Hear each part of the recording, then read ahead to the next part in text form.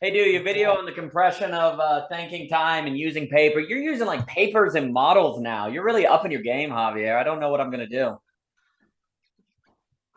I don't know what you're gonna do, Yeah, David. I don't either. I'm gonna use like sock puppets, like Brendan did during that Layman Pascal talk. I'm gonna get a puppet. That's what I'm gonna do. That's gonna be amazing. No, I really like what you were talking about how, hey, Mr. Luber, great. Was talking about how like thought compresses and imagination kind of opens up. I think that's exactly right. I think I'm extremely interested, as I've mentioned, like that paper on thinking and perceiving, how thought has this kind of compressive structure that seems very important, but then releasing it.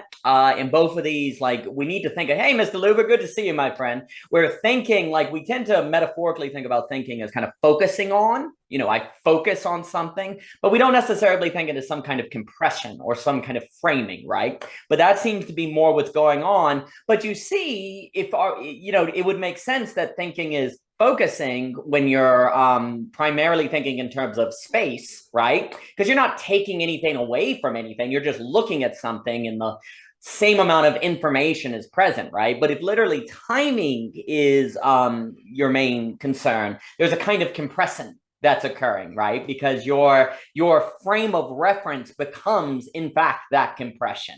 And the reference itself is transforming the way that timing is unfolding, right? Or that timing is coming about. So the language of compressing, releasing, which obviously is getting into Mr. Ebert's work, I like very much so. Thank you. Um, yeah, compressing. I mean, I thought that was fascinating when I started thinking about it because I was like, okay. I mean, Ebert talks about how do we take in the excess, Right. and I was like, okay, it has to be some type of compression. But then the other thought that I was having with compression was that it cannot just possibly be like a sort of like neat compression. Right. Um, which I think maybe this is what philosophy was missing, but psychoanalysis kind of got it, Mm. was hinting at it, right? Where I think we have to assume that there's compression with distortion. Like Mm. there's it's not compression like as if it's a perfect square that simply shrinks and you carry it with you. It has to be something that becomes not only compressed but sort of malfigured, so to speak. Mm. Um, Uh, so that means that because I think this is the trap, because I was thinking about this, I didn't talk about this in my video, but I think the trap was compression made us think that we could go through some type of logical sequence to capture the whole, right. right? So we start thinking that we can come up with a system of everything because we can just piece together perspectives and systems to capture the whole. But we never entertain the possibility that actually what we're playing with is already distorted as such. Right. It's not like a neat puzzle where you're just missing one piece.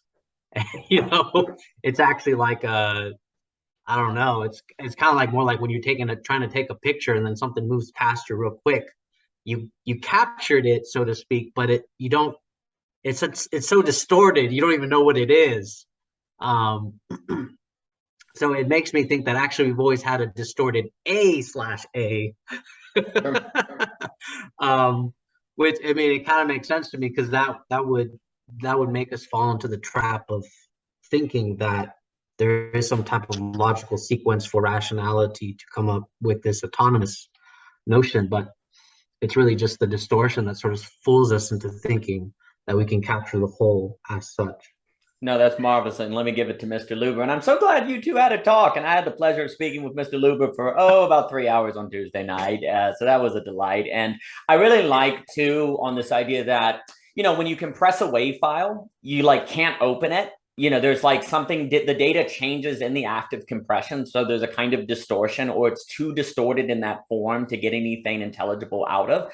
But that compression also makes possible moving the WAV file, putting the file, like easy transportation, right? So there's almost a way in which you can, when you compress the world, it's easier to store in your brain as a, I guess, neuron or whatever term. But it's funny because a neuron has to then be reopened. You can't just read, like if you literally could pull a neuron and read it, it wouldn't have the memory of childhood, right? But somehow referring to that open. So it does seem, and let me give it to Mr. Luber, that there's some like that closing, releasing, structure, compressing, exit, that all goes together. But Mr. Luber, good to see you, sir.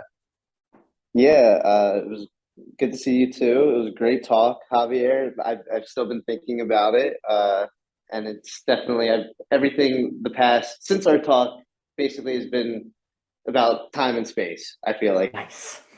the term compression reminds me of when I'm talking about condensing sentiments. And not condensing sentiments, but consolidation in sentiments. So like in a story, like you have to convey basically like in the exposition, like there has to be enough consolidation of the theme that's occurring that basically allows the story to unfold in a way where it already knew where it was going, because everything in the beginning kind of gives some sort of inference to the theme.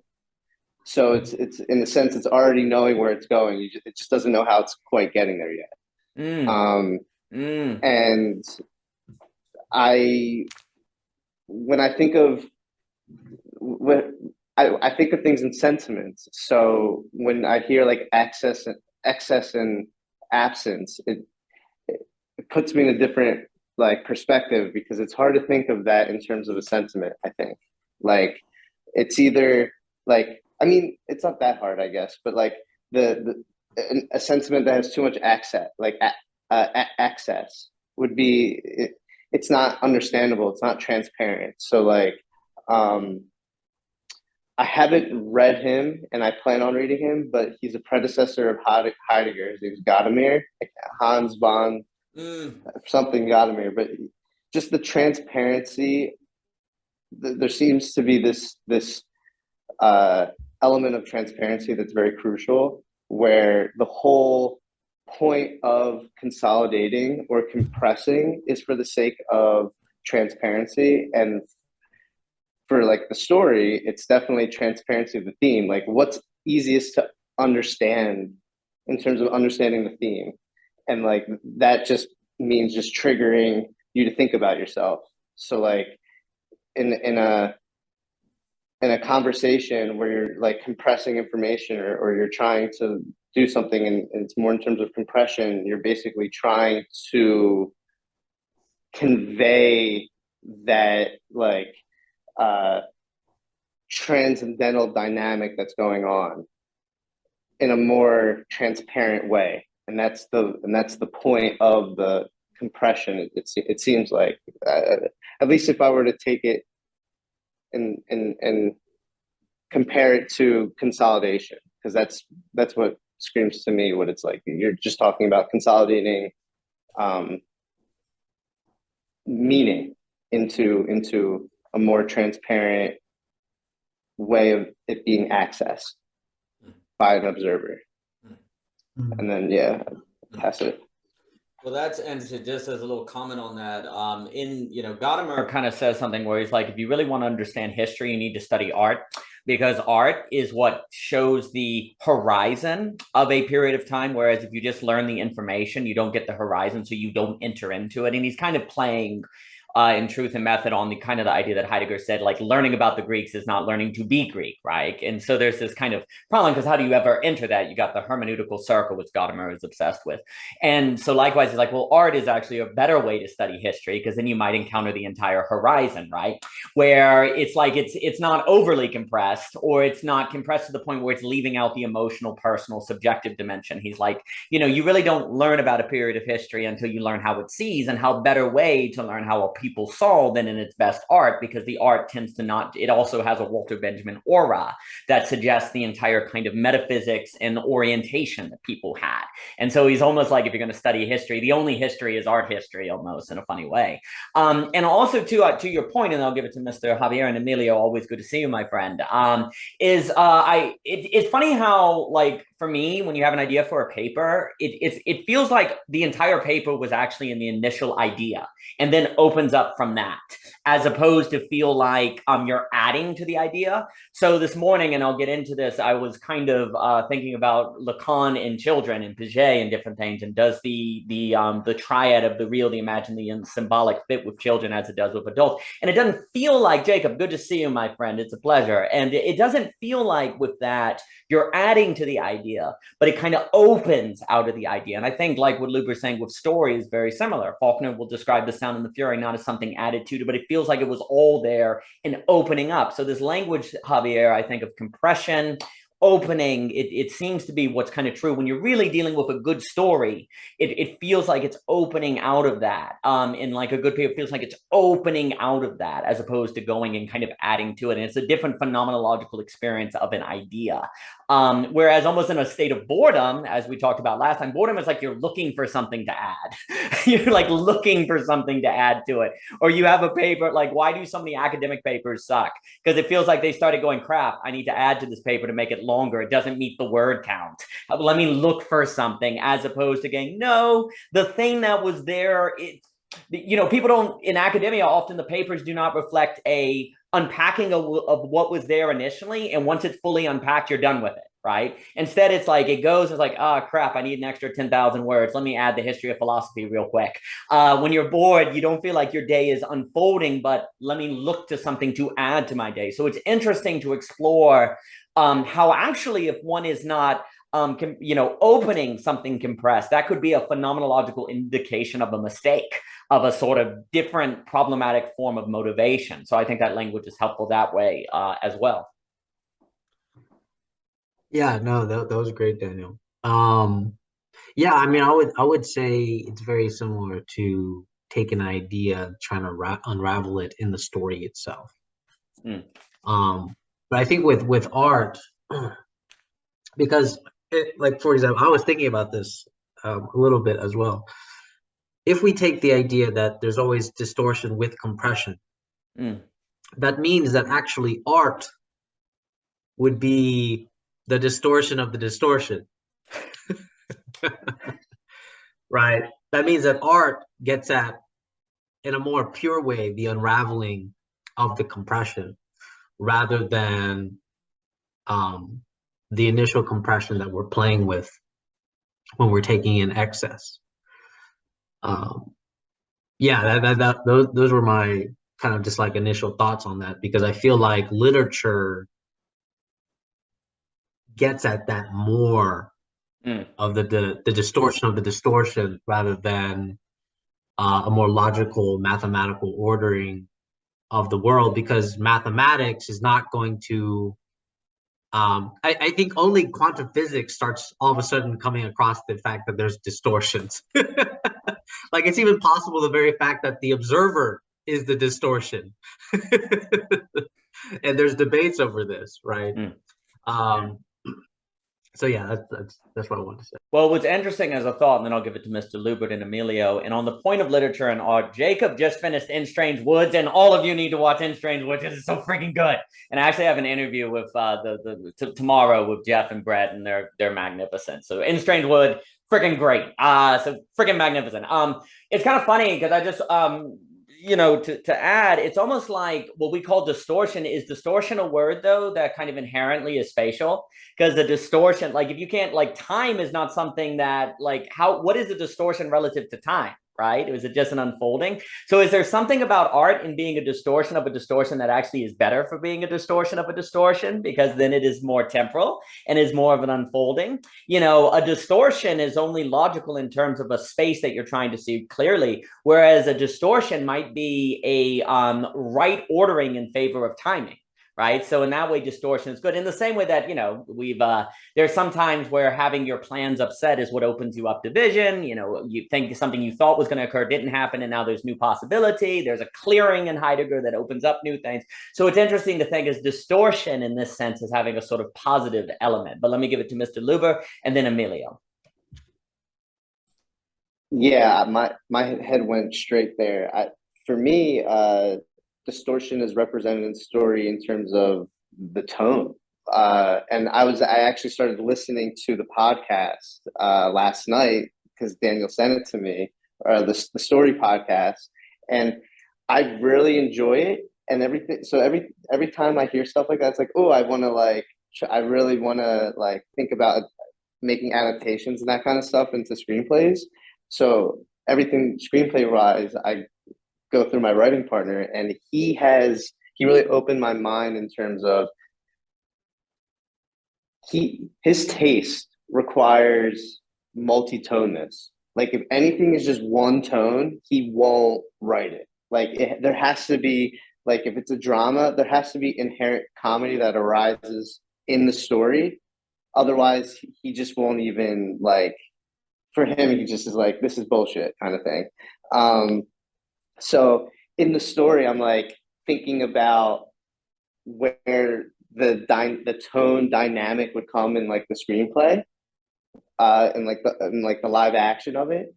But I'm very early in the story, so it's tough to have a clear thought on that. But just a quick comment on just distortion and tone, and time, and clearing and all that stuff. Like to me, thematic structure is time, because it gives rise to space, aka story structure, and the tone just represents basically I want to say like the physical feeling of how the theme unravels the story, and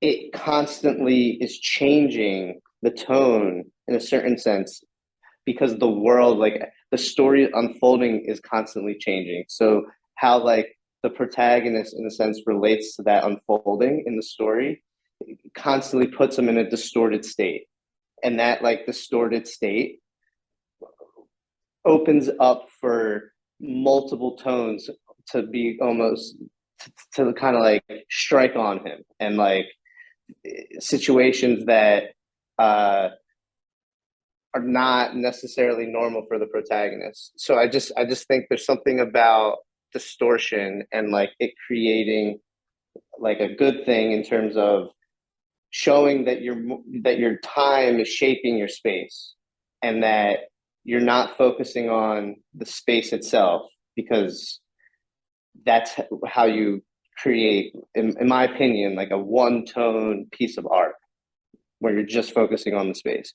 And yeah, I'll just pass it off. No, it's magnificent. Let me give it to Emilio. Dimitri, good to see you. I had a wonderful time speaking with Dimitri the other day. It was absolutely fantastic. Beautiful person. Yeah, it kind of makes me think that if you have tragedy, but there's no comedy, then you're just in a world that sucks, and it's just not even tragedy because it's the norm, right? So you have to have comedy for tragedy to be tragedy. But likewise, comedy isn't funny if it's always funny, right? Because it's just norm, right? So so tragedy is a kind of distortion of comedy that makes comedy possible. And, comedy is a kind of, and vice versa, right? Like you have to have comedy and tragedy, which distorts the tragedy, but actually is what makes the tragedy meaningful. And this is why it's interesting, because distortion then is enabling, or, it's what actually brings out the meaning of it. And it's interesting to think of that double play in the same way that thinking compresses experience into something that leaves out a lot of information. But if you couldn't do that, nothing would make sense to you, because it would be a mess, right? So there's this, I always talk about this kind of inherent tragic structure, which by that I just mean trade-off of competing goods, that seems very, very embedded into just about everything. But let me give it to Emilio. Emilio, good to see you, my good man. Thank you for skipping class for us. Look at this guy. Wow, good job, Emilio. Hello.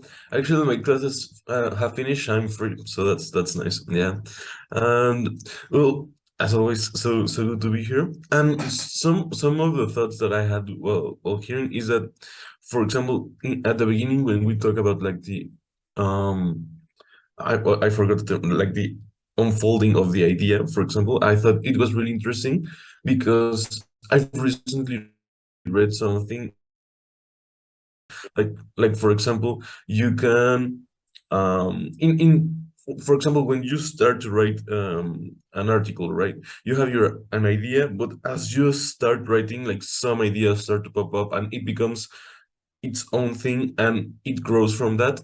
So like you didn't imagine what you were going to write, but it was there and it exists and you created it. So I think that's interesting. And maybe, and also like technologies that we cannot imagine we can create on the long run, for example. And as a like a more practical example, like someone that has a fantasia, like they can still draw. So they literally cannot imagine like a picture in their mind, but they can still draw something and they can make beautiful pictures. So I think that was really interesting and it relates to the ideas. Um, and even and things like, for example, like time and distortion.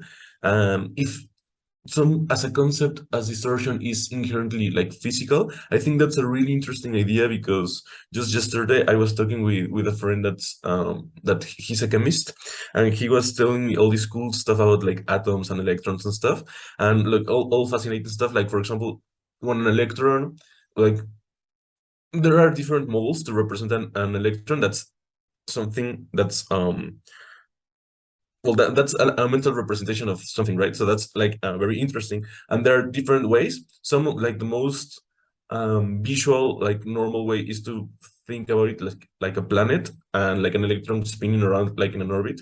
That's actually like that was like the most common for a long time. The most accurate one today, I think, is that you have like the core, like the protons, neutrons, and everything, and then you have like these clouds, these bubbles, these orbitals, these spaces of probability where the electron might be, right? So in this whole area, it's like 99% certain that the electron is in this space, right? So it's not in a given space, it's in these like clouds of probability. And how they interact with each other. But the funny thing is that this new, more accurate representation of an electron is actually a truncated idea from Schrödinger, because when he developed this theory of the orbitals and how they move in space and energy, he actually like he designed the formulas to work, or he needed for the formulas to work for there to be like 4 dimensions, right? So you're like, okay, like that doesn't make any sense. Like mathematically sure, and you can invent like so many dimensions in like physics or mathematics and for the equations to work.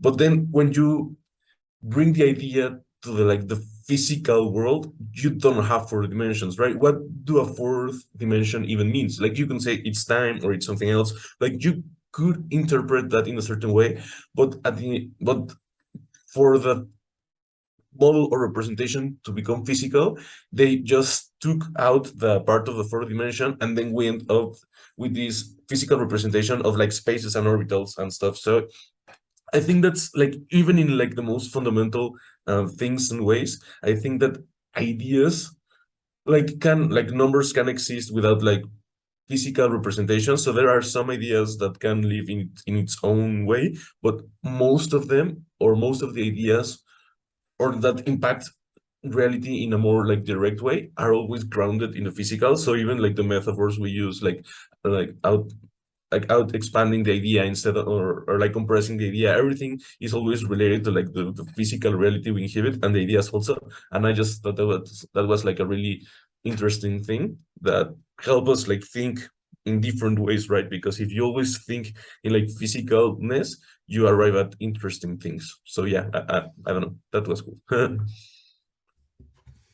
Oh no, I think that's exactly right. And then the question becomes, what's interesting, we kind of talked about this a little bit before on the idea of, is physicalness a blueprint of time? Is an unfolding of time? Is physicalness independent of time? Is time relative to physicalness?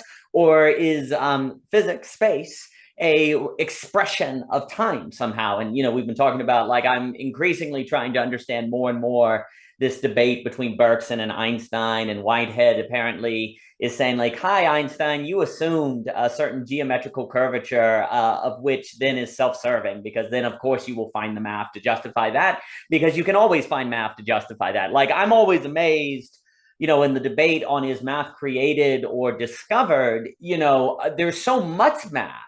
There, you know, there's so much pure mathematics that you can always, you know, kind of the argument for the people that say it's created, they're like, well, you can always make it seem discovered because you can always find mathematics somewhere of what applies. But what do you do if the like majority of mathematics is not applied to anything. So then you have pure mathematics versus applied mathematics and all of these different things. And so like there becomes this interesting question on where if you go, like, so for example, if you say math is, and like someone like Kurt Gödel was actually a Platonist, a mathematic Platonist, and you say something like, well, math is discovered.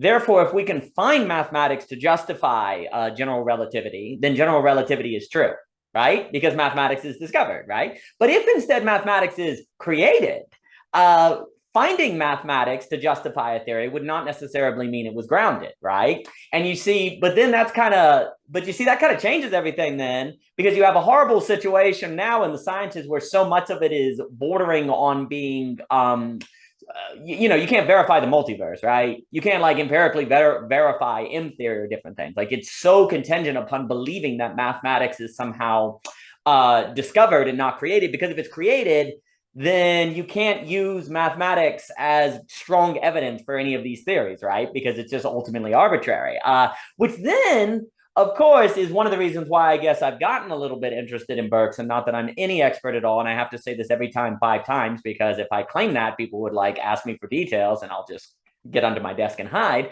But the reason is because it would seem like a lot of those things, like Bergson and Whitehead, were like, no, you know, that can't, you cannot use that methodology. And in fact, there would be reasons to think that by how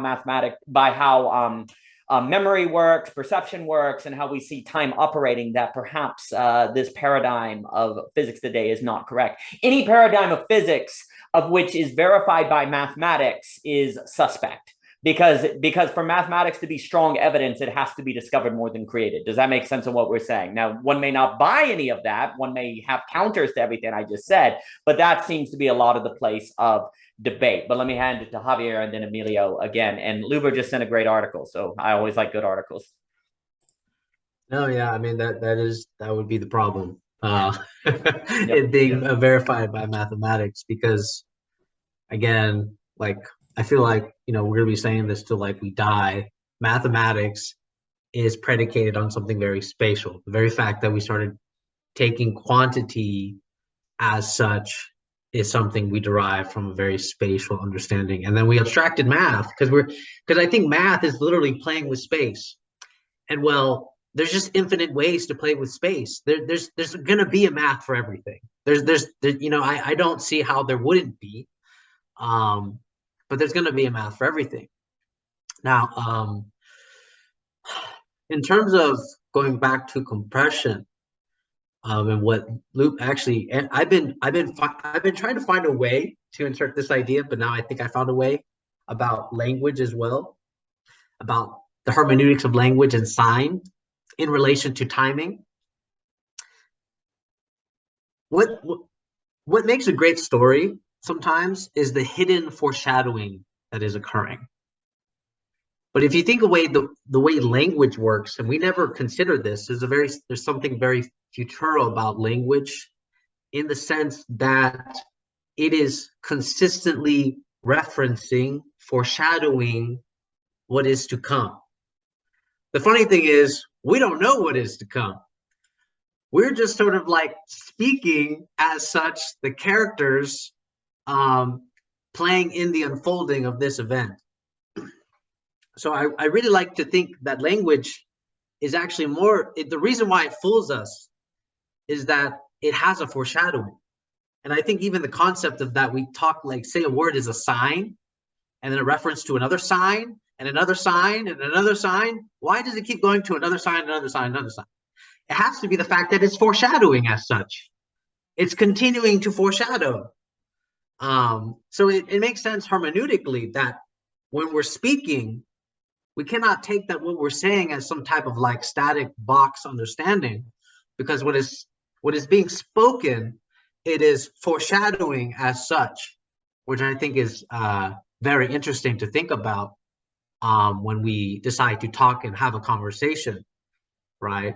It's almost like when we first meet each other, we would never have expected that this conversation, this foreshadowing, would end up in a culmination of another meeting and another meeting and then all of a sudden we're best friends. We're going to weddings, and and so on and so on. Like we have no idea what language would have already been referencing towards.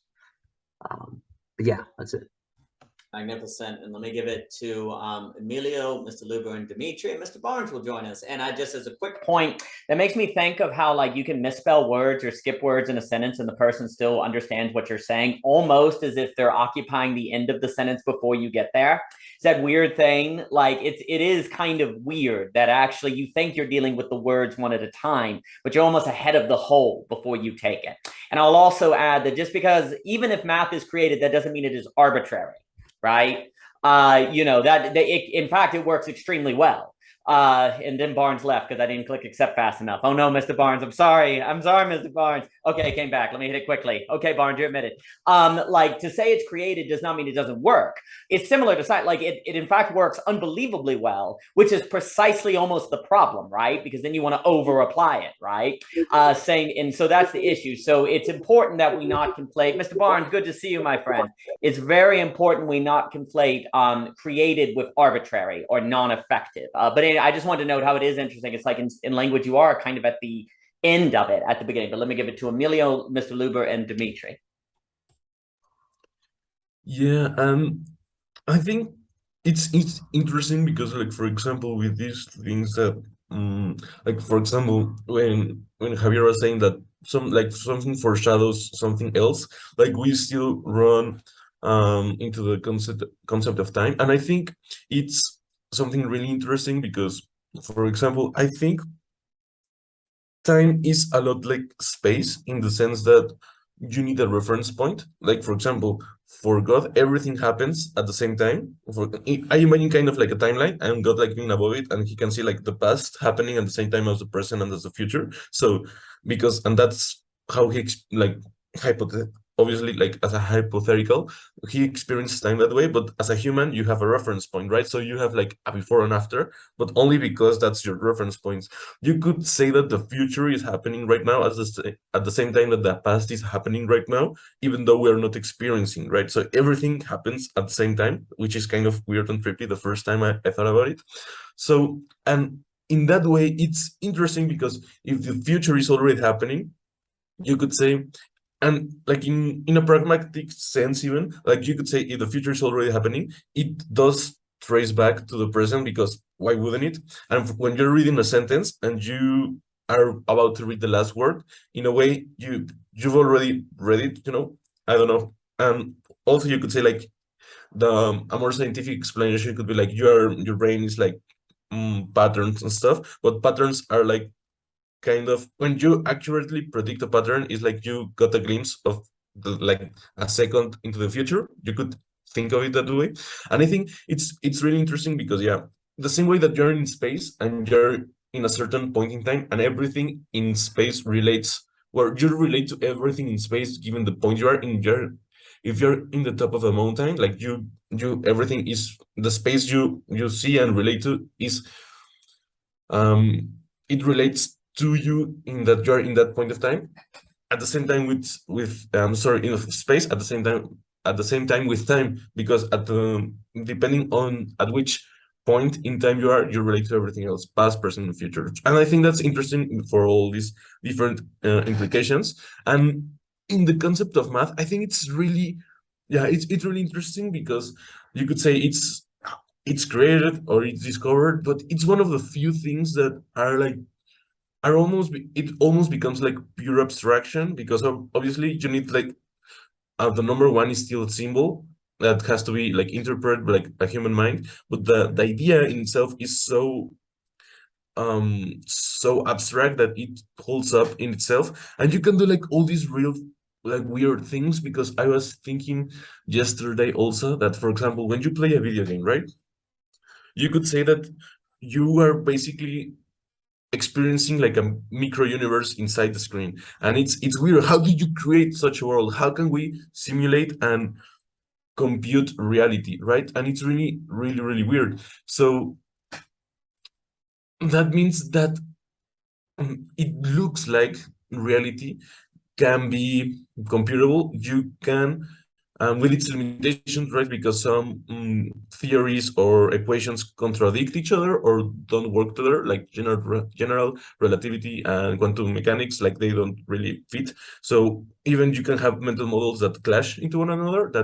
You can still have that, but at the same time, it looks as if reality is obviously, the fact that we can create a video game that simulates life and we can do it semi-accurately and we cheat and we can become more exact on it. Like for example, ray tracing with NVIDIA, they calculate in real time like how would a ray of light bounce between the surfaces, and it gives you like more accurate illumination. So the fact that we can ever more like simulate reality, for me, it's just it's really interesting because it seems that reality is computable and that these mathematics, these symbols that we invented to represent these things are I don't know how, like, are real in the sense that they work, they're replicable.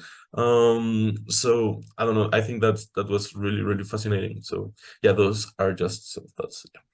Well, thank you, Emilio, and I'll pass to Mr. Luber, Dimitri, and Mr. Barnes. Mr. Barnes asked what we were talking about, and Dimitri made the point that we're probably foreshadowing Hegel, and that's true because one cannot escape the white, the hole that pulls one in. Mr. Nelson, it's a pleasure to see you. Question came to mind. There is a sense in which if it is divisible, it's spacious. And so if one is trying to think in terms of time instead of space, there's a movement away from divisibility.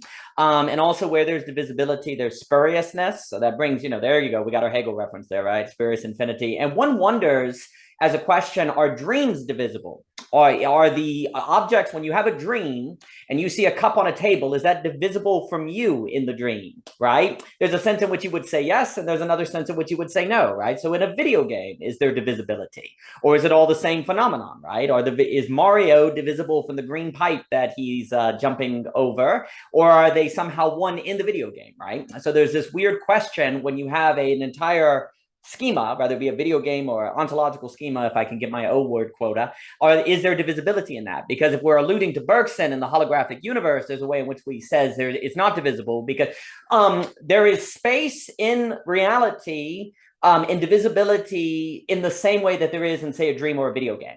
Whatever spatial difference exists in a video game or a dream is the nature of the spatial difference that exists, say, in reality.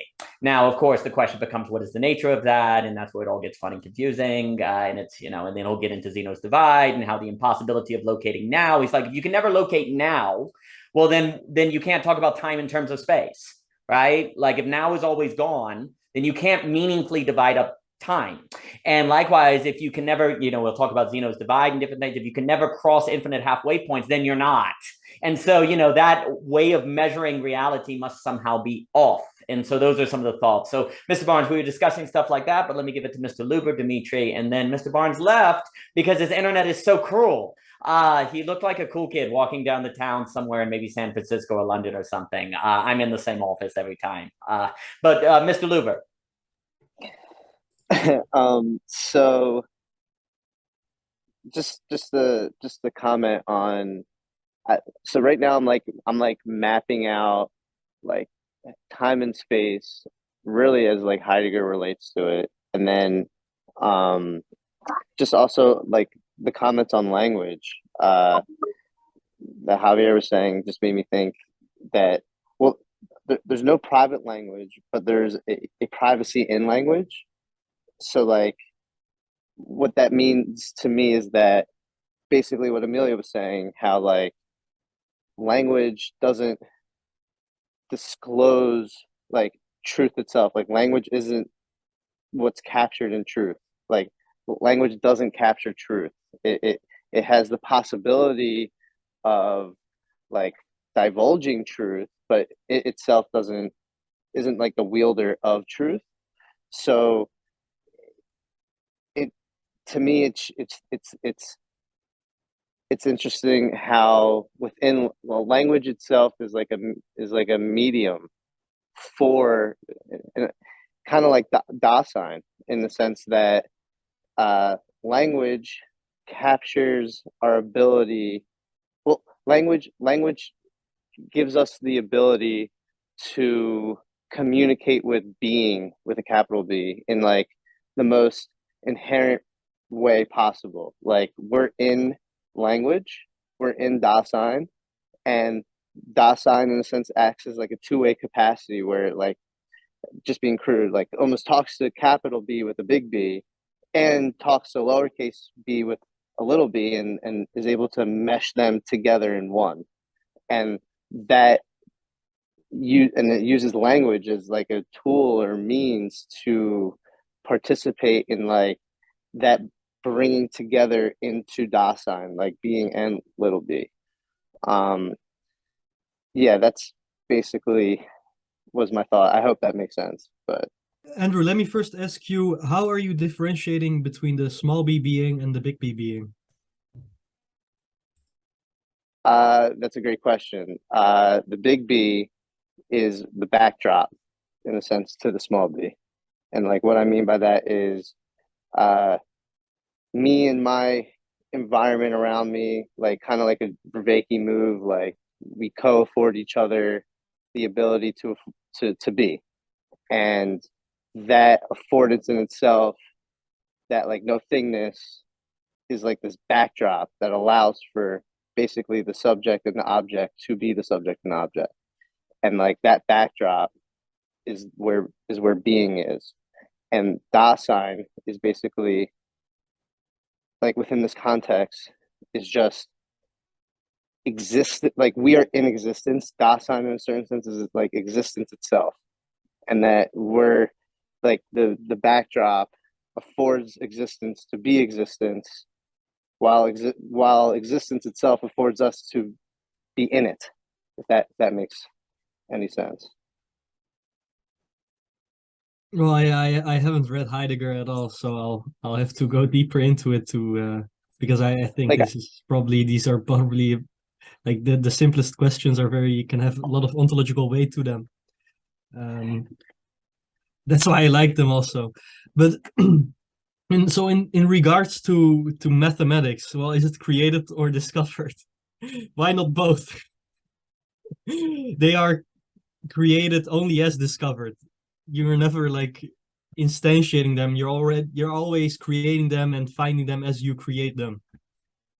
Maybe not completely consciously, but this also opens up questions of right. So a lot of mathematics is pure static spatiality. Well, yes, in a sense that's true, but I really like what Layman Pascal talked about in the last talk with Cadell, because he talked about, computational logic, where if you do, a computation 1 + 1 is 2, the 2 is not, it's not a direct static equation with the formula that precedes it. There's a minimal difference that persists because there's a process with a result where the result isn't reducible to the very process. This is why in programming at the base, the lowest level, it's actually very difficult to make a low level calculator, because there's going to be some, how do you call it, like discrepancy between the calculations in terms of transistors, like the actual physical hardware, and what you want to do with the software. So this is where we can actually see that there's something there you have to take something more into account there. Now I really like, there's one number I really like, and apart from the number 3, I really like square root of -1, because yeah, I remember for years I was thinking about this, okay, the square root of -1, how do you solve that? Well, there's actually an answer that these clever mathematicians have come up with, and they call it I. And they call I an imaginary number, which means it's just bullshit, but you just give it a nice name.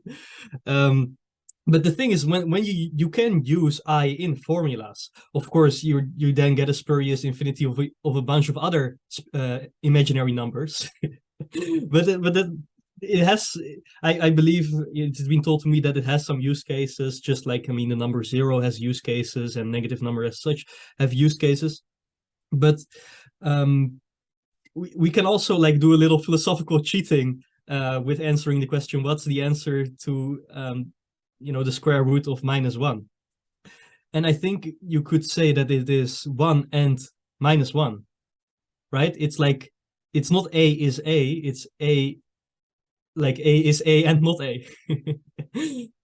So it's paradox. And like so there's this bifurcation, right, we get here of I as an answer, or A/B is the answer. So that's something interesting to think about. Now, I really like the fact that there's such a pure bifurcation as such, because Zizek actually says that Heidegger, this would be interesting to look at, Zizek says Heidegger does some kind of philosophical cheating. And basically what you can see is that, well, especially for like speculative thinkers or Hegelians or whatever, like you can make an infinite judgment where you say A actually equals B, or the spirit is a bone, or whatever, something paradoxical like that. But the way the faculty of the understanding solves it is by making a bifurcation and opposing them absolutely. So this is really a move that actually forces down some kind of it's kind of a move of mastery. Like it's something that Aristotle would do, for example. Like you're saying, no, there's no paradox here. It's all coherent, it's non-contradictory, and this is how the belief system functions.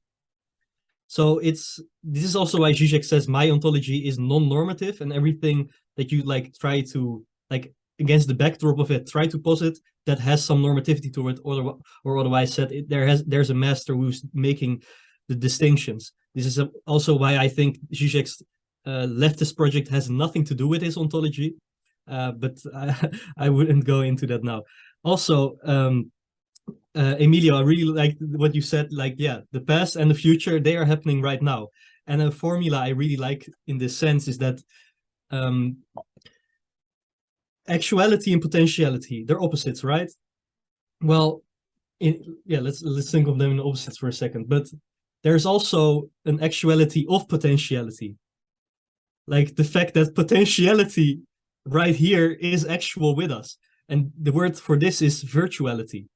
So yeah, I really like this. The actuality of potentiality is virtuality. I heard that somewhere. Now, in regards to science and the symbolic order, so what I always find very interesting with people who try to ground certain kind of philosophy, or whether even thinking of affects or psychology to whatever it be, neurons, or try to ground in some kind of empiricism or things in atoms, is that you can't escape the fact that there is a direct homology between science and the symbolic order, or it's basically saying that, yeah, there you can't escape language as such, to put it very simply. And the way Zizek kind of does it is that he read a bunch of quantum mechanics, and he writes about it in Sex and the Filled Absolute. What he does there is he actually admits, like, okay, I don't fully understand this whole thing, but I went to the best physicists, and I took like just descriptions from them in language, not the abstract formulas, and I try to see what's happening here in a psychoanalytical sense. And he basically says that, yeah, like you can't. He says I prove that there, you can't escape the hermeneutical circle, basically. But not only that, like he actually does the opposite. I lied to you there. He actually says that to prove, like, what Zizek wants is, like, he doesn't want to stay inside of the hermeneutical circle. He thinks that's too much of a postmodern thing. And Daniel, you actually wrote about this in your last article, that Zizek has some kind of postmodernity still to him. But Zizek says, no, I'm not that. I don't want to be stuck in this loop.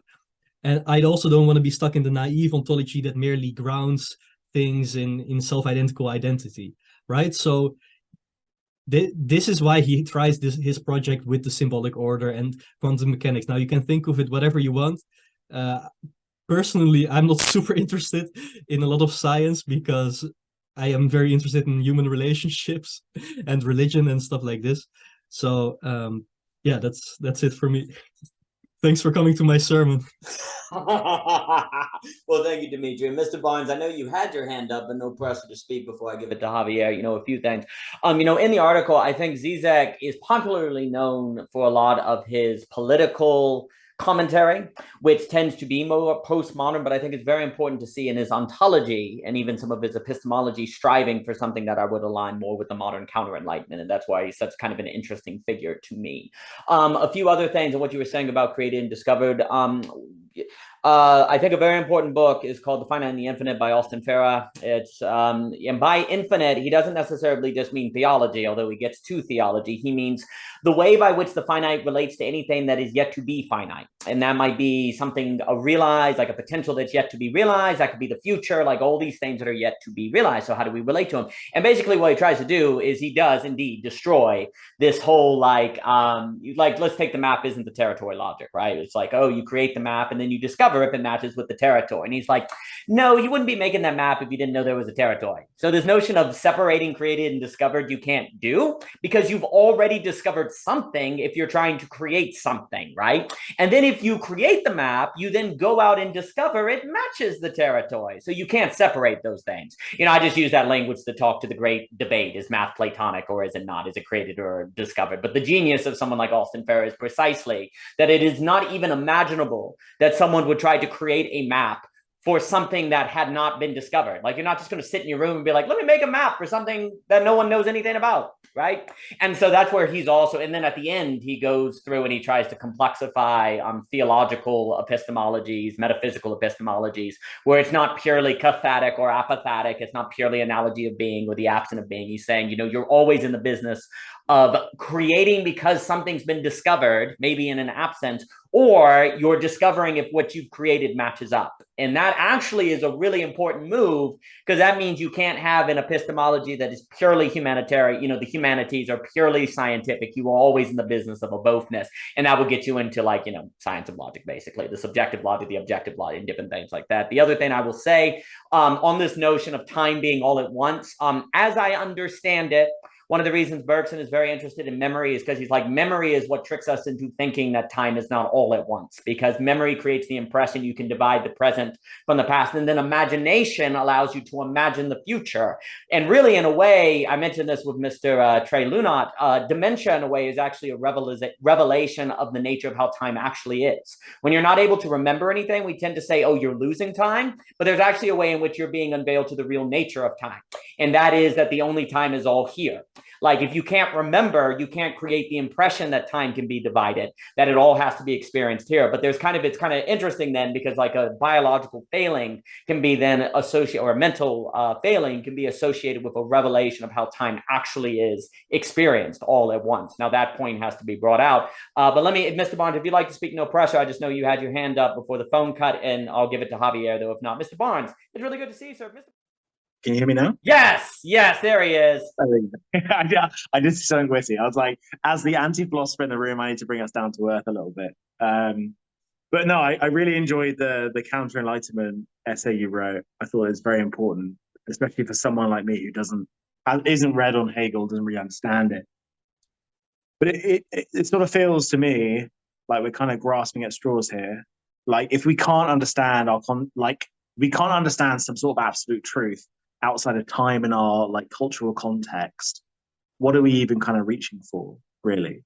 And I noticed that Dimitri, not casting too much shade on someone who I respect a lot as a very intelligent thinker, but you said I like 5 or 6 times during what you say. Philosophy doesn't really care what you like. That's the issue. That's the crux of the problem. It doesn't care that us autists on the internet are here looking for absolute truths where there are none. And this is kind of where I come back round to my existentialism, is that there are no absolute truths outside of our experience. And I suppose the real question is the fact that we're saying, oh, I like so and so's philosophy, I like this opinion. That really gives more credence to David Hume, who's saying that these things are based on common life, they're based on opinion, they're based on community, they're based on the things that we actually live within, And my question to you guys is, do you think that like the map is not the territory? That maxim applies to everything. It doesn't just apply to an actual map and an actual territory. It applies to time and space as well. Like our map, our existential map of time is not equivalent to the territory of actual time. Like this is the problem, and this is in my reading so far, this is what Hegel's trying to get at. Like those things do not connect like one to one. They do not connect one to one. And so my opinion is that if there, this is my existentialism coming out a little bit, but if there is no one around to experience the time does not exist. If there's no one around to experience the territory of the map, the map literally doesn't exist. It literally does not exist. So that's kind of my question to the group is, do these things exist independently? And do we have a chance of accessing them? Or are we just wasting our time on this call right now? Now, Barnes, when you speak, you got to get a golden calf and throw it on the ground and break it, or get some sort of icon that you throw a rock through. That's definitely what you got to do every time you talk. I am the iconoclast. Yeah, just break everything and different things. No, well, this is very important because the AB logic is precisely the impossibility of the all making of map is in the concert of relative to the territory that one discovers. And yet we must make maps, and yet we must operate according to different territories, right? And you see, I think the key notion is when we talk about the absolute in terms of Hegel, the way I would sum it up very, very quickly, is what I like to say, referencing Wittgenstein, is that the truth is everything that is the case, whereas the absolute is everything that is the case plus us, which is changing what is the case, which is then reconstituting the way that we organize in the case. And what's very strange is that Hegel is not in the business of truth, because the truth is inaccessible. Everything that is the case is inaccessible. That's Kantian. But what kind of Hegel comes along and says, he's like, well, you don't have to worry about the truth. The issue is that we actually generate the noumenon in our very experience of the territory. And the thing in of itself is something of which is itself because of our very thinking of it as, say, across the noumenon, or something that we are constituted in the act of participating in the common life. And this is why the notion of the absolute, so when we talk about the absolute, or sometimes you'll hear that kind of phrase is everything that is the case plus us, of which is changing what is the case. And that's actually what becomes so complicated, because indeed you cannot access, say, the pure meta question, which would be, say, the truth, and yet you must nevertheless operate in a sort of approach to the meta question. And you always already are having to live as if you've answered the meta question, right? Because you have to organize in a certain way. I have to jump in here. I agree with you wholeheartedly, but the issue is that as much as we love Hegel, like, he's poisoned by his forebearers. Like, the issue is the whole Germanic view of philosophy is based on the noumenon, the view of time and space as things independent of our experience. This is the issue. Well, this is why we're talking about Bergson and Whitehead. It's been complicated by the fact that Hegel did some writings after the fact. It's all complicated by the fact that Kant made a very compelling answer for these things existing outside of our experience. Well, that would be the whole joy of the science of logic, right? And also, this is the Bergson and Whitehead thing. This is why there's a huge debate right now. Like, a lot of the idea that, say, time is relative to space and that space exists independent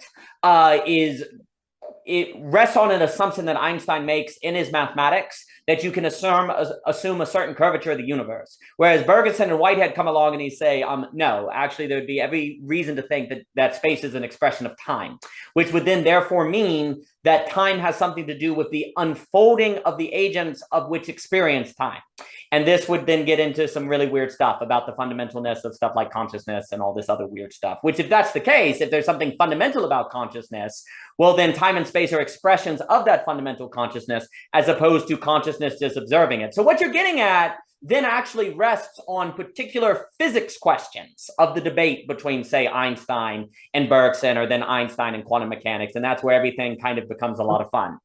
We're also into the other territory now where we're talking about consciousness and these sorts of things. I know. It's a situation where map does not equal the territory. Sure. And we don't have, and this is where, so the reason that in my opinion, that Hegel is poisoned is because he's based on Kant. And not saying that Kant isn't brilliant in a way or a certain way, but what I'm saying is that Kant is, whether you like it or not, he's a dogmatic philosopher.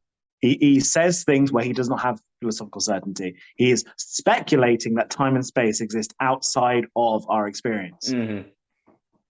So we're it doesn't matter where we're going from here. I understand that Hegel's very popular right now, but yeah, exactly, Dimitri. So he's lying to you.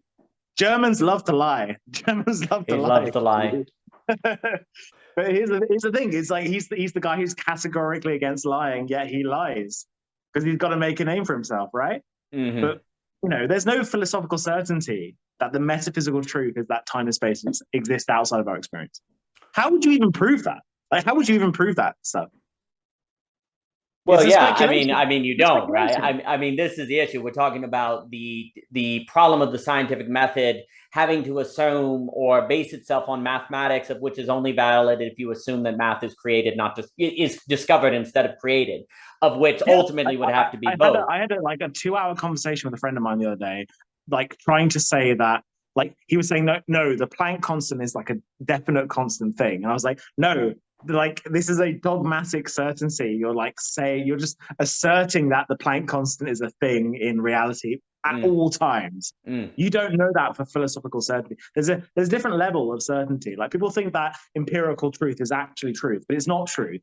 Philosophical truth is actually truth. You don't have philosophical certainty within empirical truth. I said a bunch of nonsense now, and I'll shut up. No, this. I want to hear what everyone else thinks about what I just said. No, I'm gonna pass bring it us to down to Javier, earth. Dimitri, and Ethan. No, but what I will note is that Hegel's famous for kind of inverting Kant, where he says, "Wait a minute, the notion of a noumenon would be included in the phenomenon. So how can you say that there's a separation there?" So he's going to actually be actually kind of inverting Kant's notions of the absolute of space and time, and to be really kind of focusing all that within the realm of the phenomenon. So then this actually begs a really, really difficult question. What is the nature then of logic you can rely on? Exactly, because at the end of the day, you're kind of going, well, how can you have a philosophy that does not have assumptions, right? Well, yeah, exactly. And then that, if you take that seriously and then say, but we have to reason, don't we? How does one form a logic or a reason within this extraordinary dilemma? And I would say that Hegel is considering that. Now, it also depends on, unfortunately, Hegel. I always read Hegel before I was, because I come from the counter-enlightenment tradition mostly, through Marx, through the philosophy of the right, through the philosophy of history of different things, which I have been convinced that there's a different take that if you follow Hegel through the phenomenology of spirit into the science of logic. Now, of course, one is always operating within their own assumptions, so that can be incorrect. But I think it is important to see that, like, Hegel is kind of asking questions of, wait a minute, given everything that Mr. Barnes just said being the case, how does one operate a logic that is not ultimately arbitrary, seeing as you are always already having to operate in that, and seeing that what Kant is saying, all Kant's entire philosophy takes place within the phenomenon, right? Like, you can't say the whole idea of the noumenon is within the phenomenon, right? That is for us, right? So you can't have it as a hard division because you are deciding that it is there and that division is there, which doesn't mean it isn't there, but it does mean that one is deciding that it is there if you accept Kant. And that transforms the nature of what would be the logical grounding of that concept. Yeah, so thank you, thank you, Samuel, for for saying this.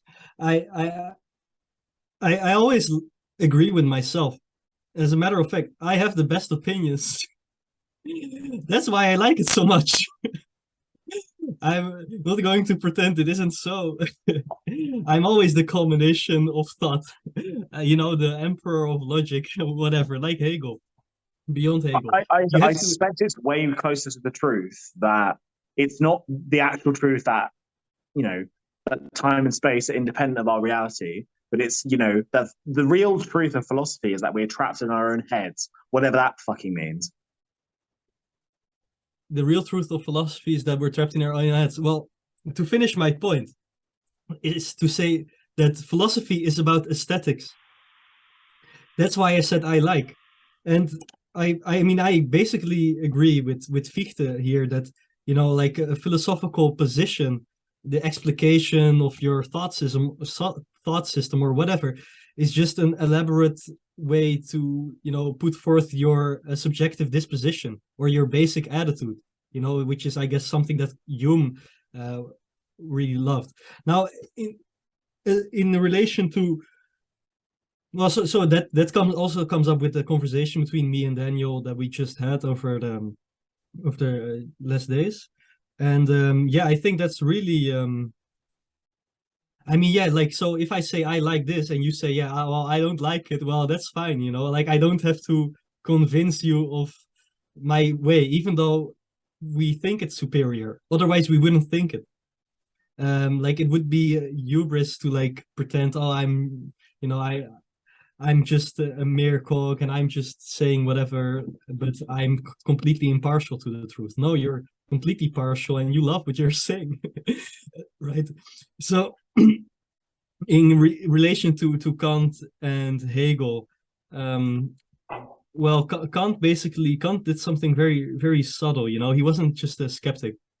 Kant, as a matter of fact, people were calling him, you know, an idealist. When he, I believe when he published the Prolegomena, because, you know, there's people who say, yeah, ideas, they are more true than the reality.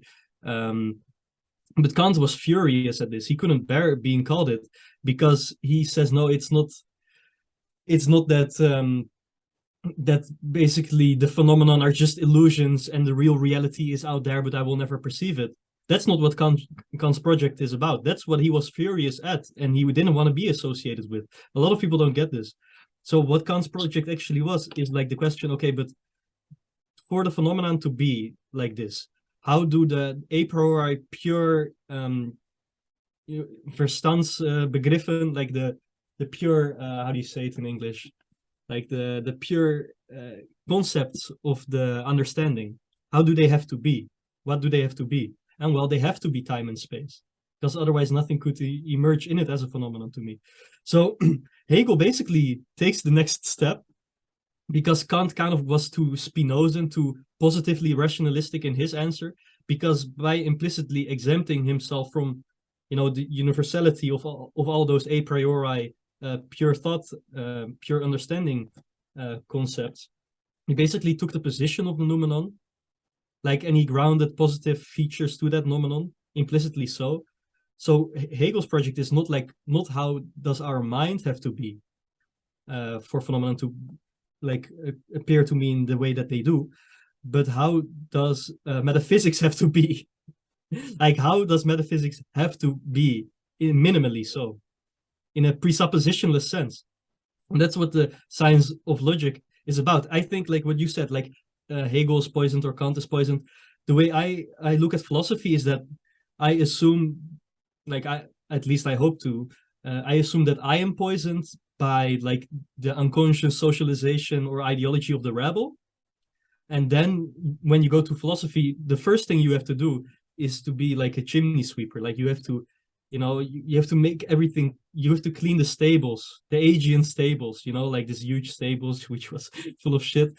And it's a huge fucking task, you know.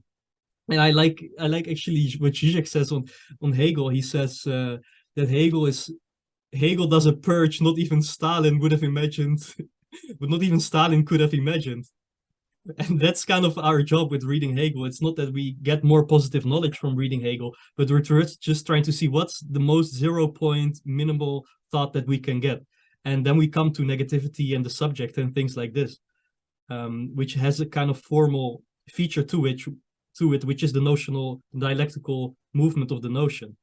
I think it's very important to link Kant with the first, second, and third critique. And I actually think the critique of judgment is extremely important, because then he's asking the question of how can we judge anything if you have these given categories and these different dilemmas. And I think it's really important that he bases the reason to assent to one's judgment on the sublime or the beautiful. He doesn't have I don't recall him having the distinctions between, say, like sublime and beautiful, like a Burke does, which for me actually then would get into where you are in trouble, to Mr. Barnes' point, if, say, philosophy is primary to you, as opposed to, say, having beauty or common life or non-rationality primary, and then the construction of the understanding of what that would mean as posited possibly by philosophy. But that gets into the whole truism, the rational thing. But let me get to Mr. Nelson. Mr. Nelson, good to see you, sir. Yeah, it's nice to be here. I try to make it when I can. I was sitting with what Samuel said about if time and space, if these are just conceptions of the mind, if they actually exist, or if these are just like philosophical constructions.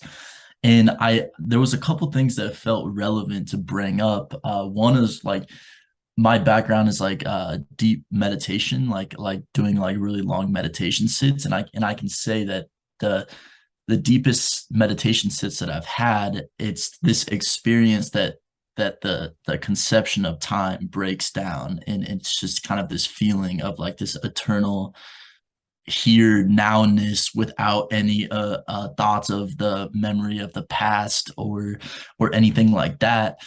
And also space for me has been a little bit harder to like grok in that same sense, but it's like especially when I listen to music, if I like really listen to music, and then I start like asking like, where's the sound coming from? Like if I like really sit with it, and it just kind of feels like this all pervading sound, like it doesn't, like if I really sit with it, it's like, well, maybe it's coming from over there, but at the same time it's just like it feels like really close. It's not like over there. It's like I'm hearing it right here all the time. All sound I'm hearing in the same location.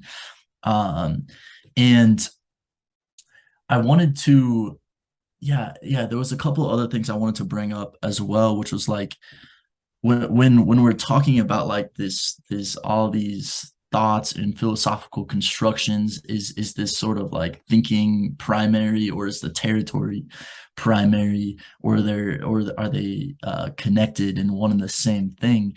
I have this sense that in different times of my life, different like worldviews and theories have felt most correct because of almost the state that I'm experiencing in that moment, right? Sometimes I'm like, if I'm like feeling lonely and alienated, then I'll be like drawn to like nihilism, and I'm like, oh, this feels like most right. But if I'm like in a different space, then a completely different worldview will feel right, and I'm just drawn to think of, how does my experience of life shape the worldview that feels most true to me at any given moment?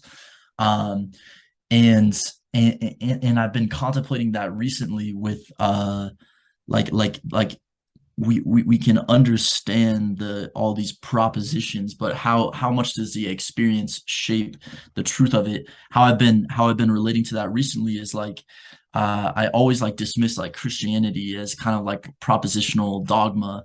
But recently, like I opened up to it, and I went to church a couple of times, and there's like this experience of like warmth and like community and like devotion that I never was open to, because I never was open enough to like go actually experience that.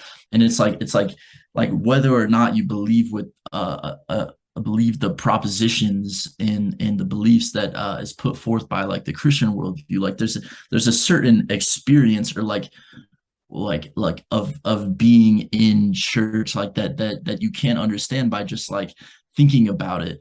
And when I experience that, I'm more open to explore the ideas and the worldview and the map of it more. And so I'm just like really contemplating what all of you guys are saying from the perspective of like what feels true is what I'm experiencing, and it feels to me like there's always some sort of deception there because of that. Like I always feel somewhat self-deceived about the truth, because I know that if I experience something else, I'll be drawn to some other map. But that was pretty much everything I wanted to add. No, that's outstanding. Thank you, Mr. Nelson. I appreciate that very much. And you know, a few things to that I should add. So to Mr. Barnes' point, certainly there's a very real sense in which if philosophy and ideas are not ultimately in service of some sort of lived experience, and if lived experience is not working back to inform the philosophy, if instead they're separated, that's when you get AA. You can have an AA of oh, I'm just a practical person, I don't need ideas, and there can be kind of an AA in that, because that's your paradigm, actually. Or you can have an AA of, I'm going to find the perfect, the coherent philosophical system. And precisely because it is coherent, it must be true.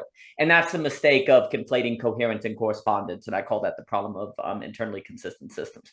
And what ends up happening is one has to always be engaging in philosophy in a manner that goes back to common life. Now, the problem is I think we really, really need a distinction between pragmatism and phenomenology.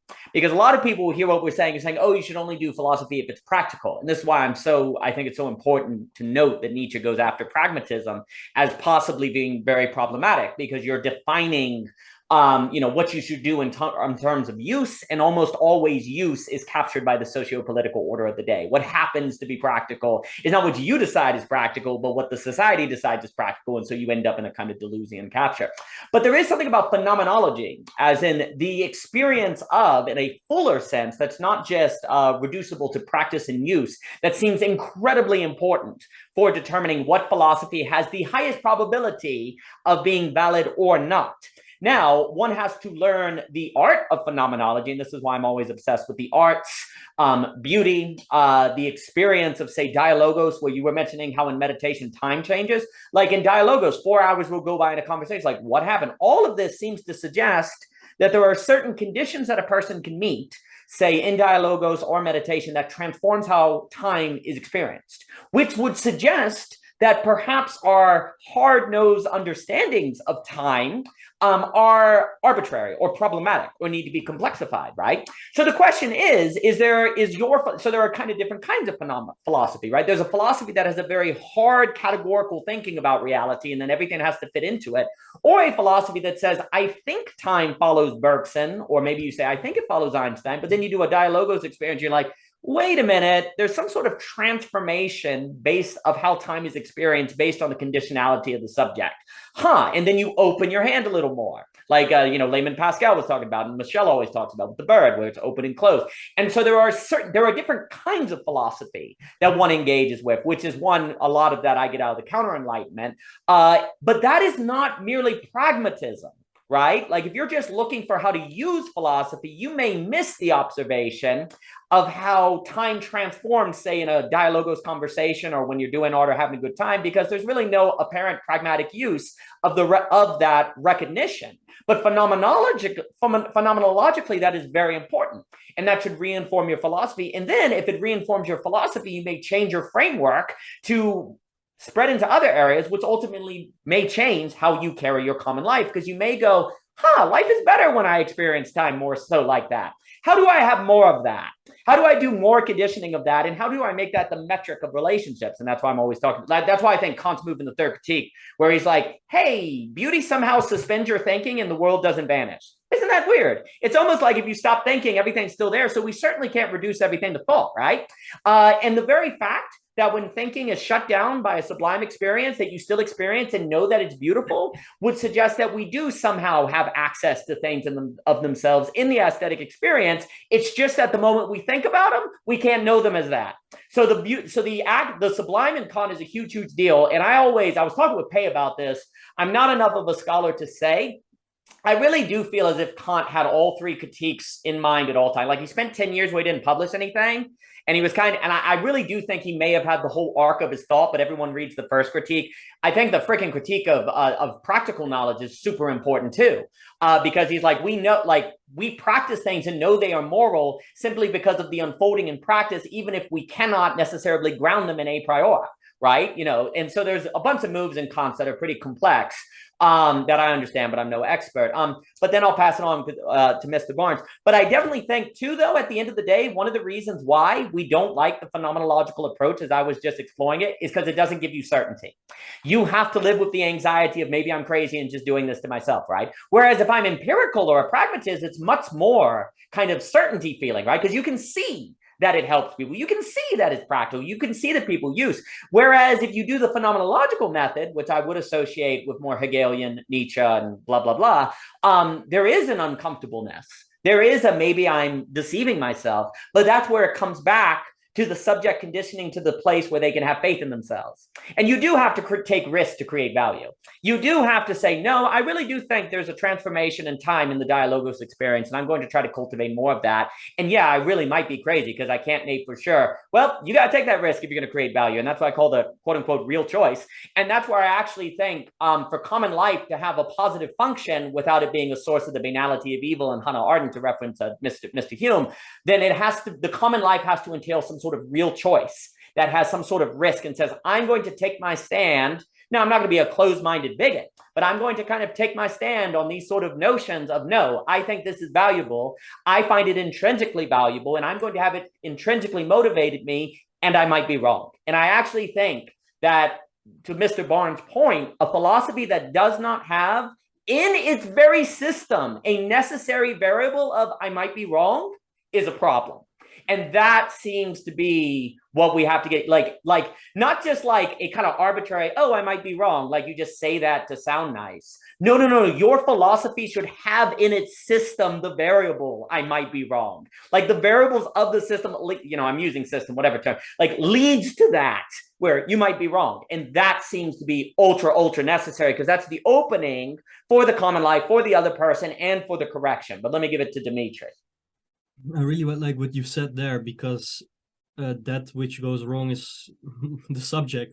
You know, that's basically always the wrench in the machine. It's always turns out to be on you. You know, oh, it's on me that I'm wrong. You know, it's always your responsibility as well. You know, so I like what you said, but I think it's the obverse of what I said, with like that we talked about in our conversation, of what I basically called the formal gesture. You know, like when Meister Eckhart said, when I speak, it's divine truth speaking, because like I watched our conversation back because there's like, we really make some weird dialectical moves in it that I wanted to look back, because I think, like, on the one hand, you have to be committed, right? Because only when you are completely committed can you take a stand, and can the mistake be on you. But then again, you know, to be committed, it's also like a way to stand up for yourself, right? So you also have to, you don't just say, oh, you know, like you have to make like when you know, you can't write a philosophical paper if you say, oh, this is maybe not true, this is maybe not true, this is maybe not true. Like you have to say something. Because, you know, otherwise that can be a pathology as well.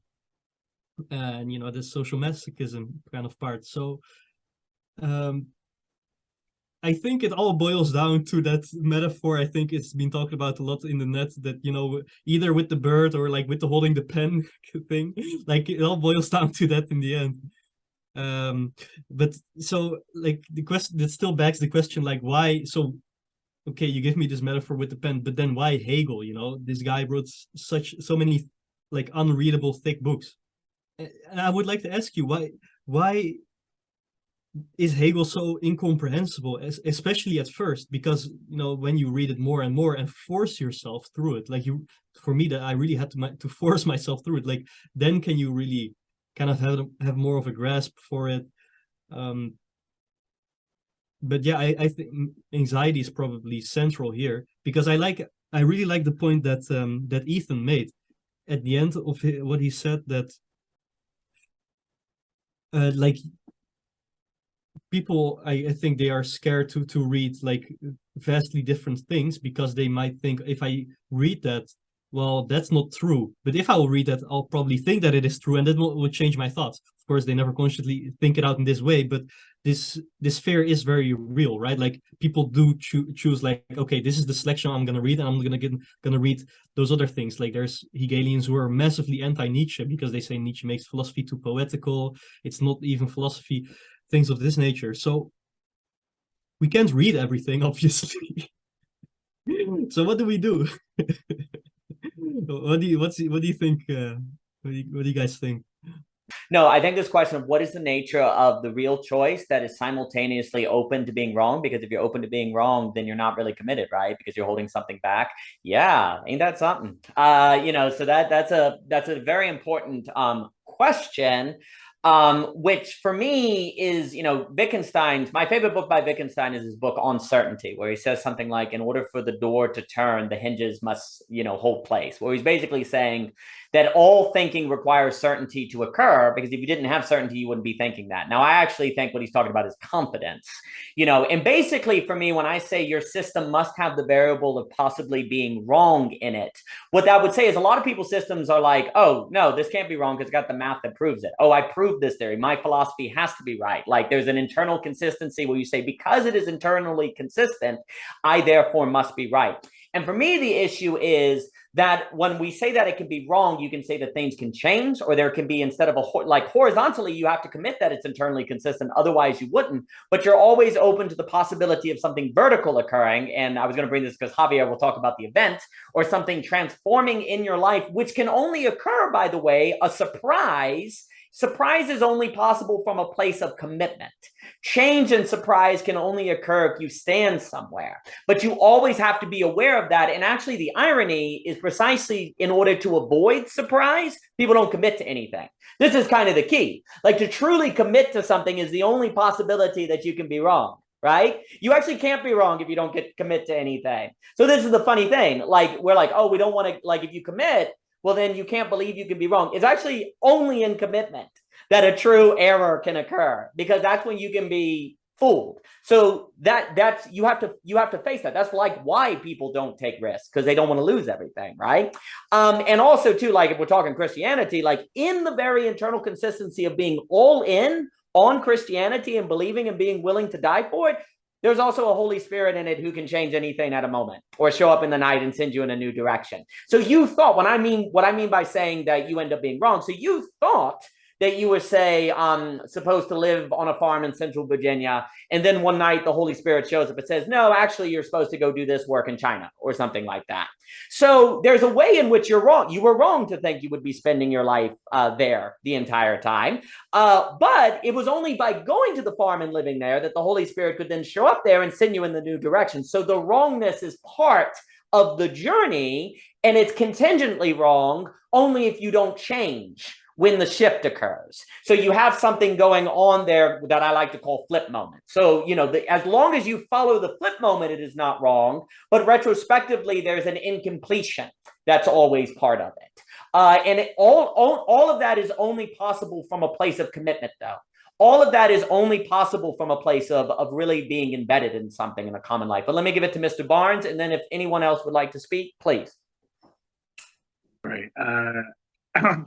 Hope you can all hear me. I can hear your beautiful voice. Yeah, there's been a lot of great things to think about tonight.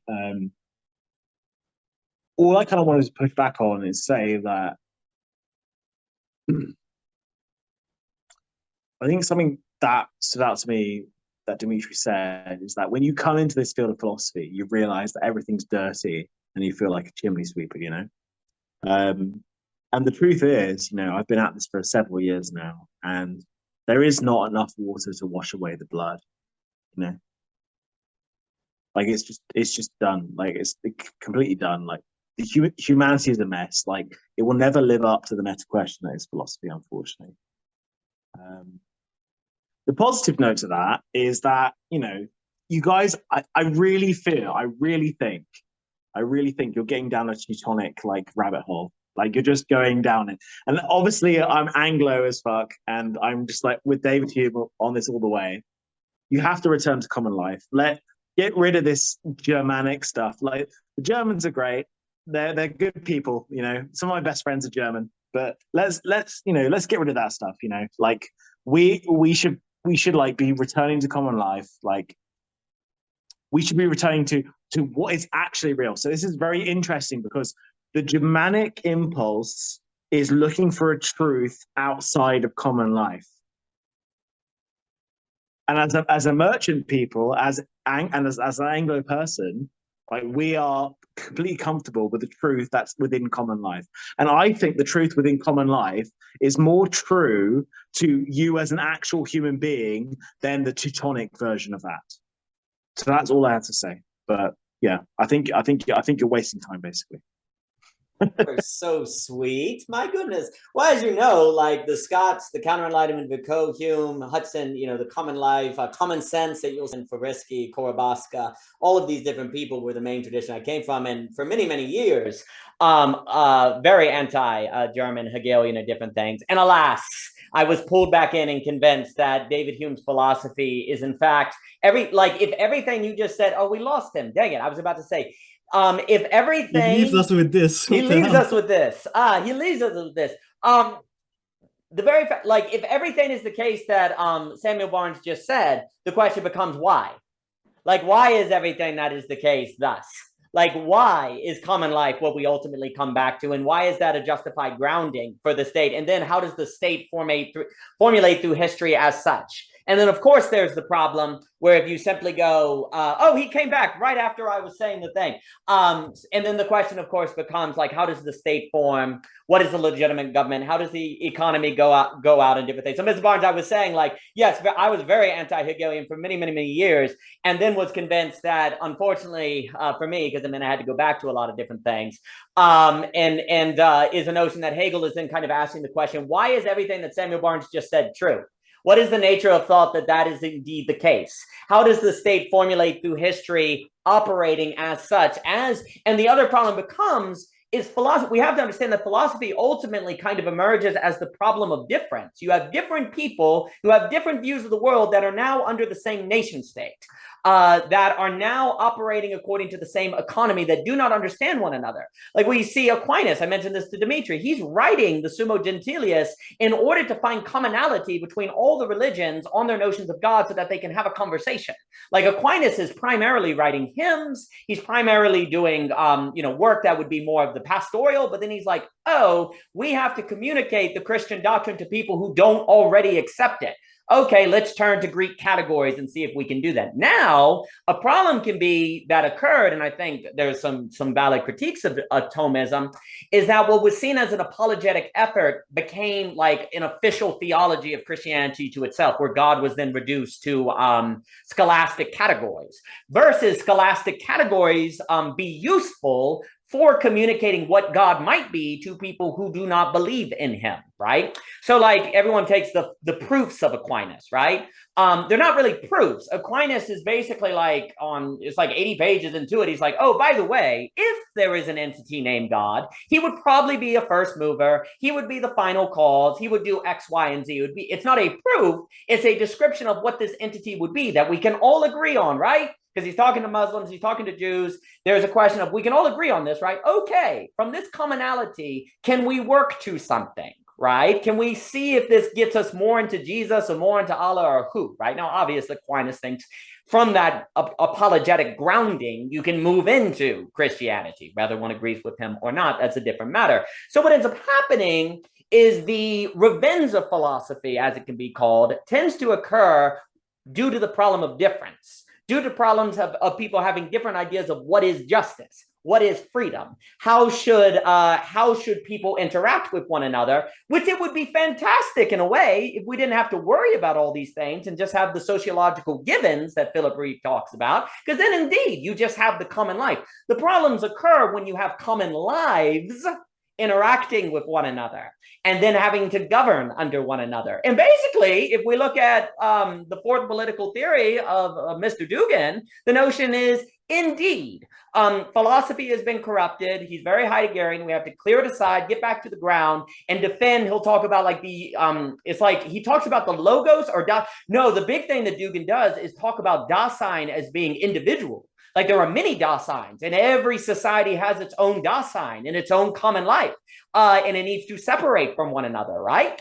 And that would be a doctrine of common life, right? Now, the issue, though, is faced with a global economic system and global interactions, this would mean a certain sort of isolationism and separatism in different things, right? Well, that can be done, and that can be explored, but the question would be, what would be the global ramifications of that. Would it be positive? Would it be World War III? Would it be something worse? Those are all the things that come to mind. And then also, of course, the problems of philosophy emerge due to AI technology. That's the other reason why there's an imperative to do this, because increasingly AI will make it seem as if there's nothing human beings can do that is uniquely human, which will cause massive existential anxiety. And if one does not have thoughts of how the essential human element is still valid, maybe apathetic or the spirit of God or the child of God or whatever, you will probably have a massive spreading of the meaning crisis, mental health, and different things like that. So certainly philosophy that is at the expense of common life is going to be extremely bad.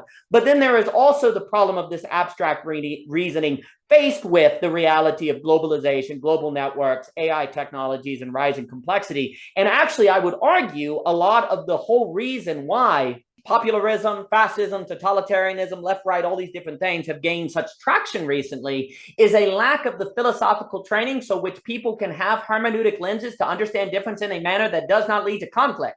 And that's actually ultimately what I was witnessing after doing all the Scottish Enlightenment, David Hume, and doing a lot in economics with Hayek and Keynes and all these different people and analyzing those problems. Then they were like, one is going to need a more general and universal way of thinking to deal with this difference. And that's where Hegel became very interested to me. But no, certainly any sort of Germanic thought that is not Scottish as well, or counter-enlightenment, is indeed trash, in my opinion. But the question becomes, what Germanic thought is that? Which Germanic thought is not that? And then that would be the work of going through and determining all that. So that would be something I would say. But let me give it to Emilio Dimitri, and then Mr. Barnes wants to speak, and then we'll go here in a little bit. But it's always a pleasure to see you fine people. These talks are always so cool, so amazing. I was just thinking, Daniel, like, of course, I really like the way you say it, like philosophy is needed for all these things coming, right? Like AI and technology and all these, like, and weird enough, like you need philosophy to have common life. When you relate to one another, you need philosophy to come to an agreement. You need philosophy to inform your type of government, right? So it's like, it's not that philosophy detracts you of common life. It actually done well in service of common life. It helps you expand it and make it better. And just a question that I had is that what's the right level of abstraction, right? Because like most people are not going to read Hegel and are not interested, and it shouldn't be required, probably, like the same way like most people won't like understand like quantum mechanics on a deep level. But so what's the right level of abstraction? Like, of course, like if someone has a personal passion, it's like something beautiful in itself, and you can explore deeply into that direction.